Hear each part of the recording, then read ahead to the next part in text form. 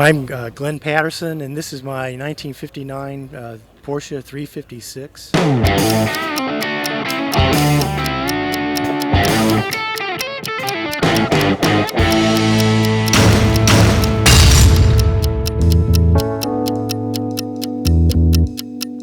I'm a born and bred Hoosier from Indiana.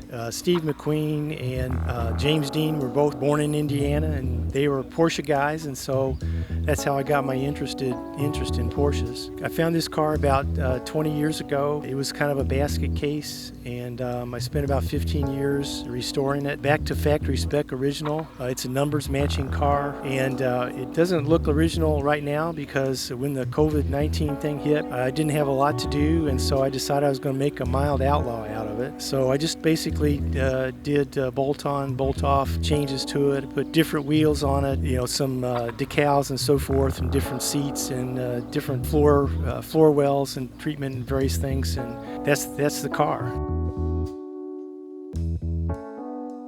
It's a skeleton of the Mobil Oil winged horse. They sponsored a lot of races in the 50s, Mobil Oil did, and so they were found a lot on Porsches. And this is just kind of a misfit outlaw kind of version of it.